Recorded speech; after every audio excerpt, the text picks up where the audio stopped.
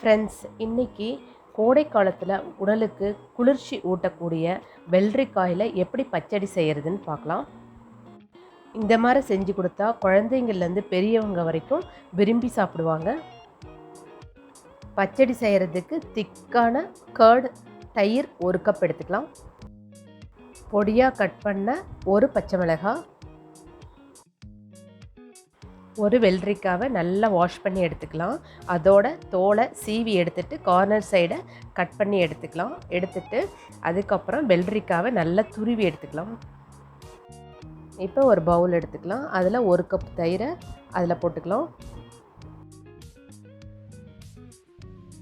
இந்த தயிரை நல்லா பீட் பண்ணி எடுத்துக்கலாம். இந்த தயிரில் துருவின வெள்ளரிக்காய் 1 கப் வச்சுருக்கோம், அதை ஆட் பண்ணிக்கலாம். பொடியாக கட் பண்ண ஒரு பச்சை மிளகாய், கொஞ்சம் கொத்தமல்லி தழை, பச்சடிக்கு தேவையான சால்ட்டு நல்லா மிக்ஸ் பண்ணிக்கலாம். இந்த பச்சடி இன்னும் டேஸ்ட்டாக இருக்கிறதுக்கு ஒரு தாளிப்பு கொடுத்துடலாம். தாளிக்கிறதுக்கு ஒரு பேன் எடுத்துக்கலாம்.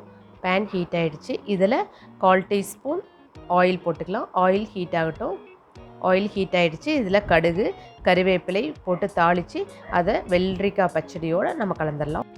கோடைக்கு ஏற்ற இதமான குளிர்ச்சியான வெள்ளரிக்காய் பச்சடி ரெடி. நீங்களும் இதை வீட்டில் ப்ரிப்பேர் பண்ணி பாருங்கள். இந்த வீடியோ உங்களுக்கு பிடிச்சிருந்துச்சுன்னா லைக் பண்ணுங்கள், ஷேர் பண்ணுங்கள், சப்ஸ்கிரைப் பண்ணுங்கள். தேங்க்யூ.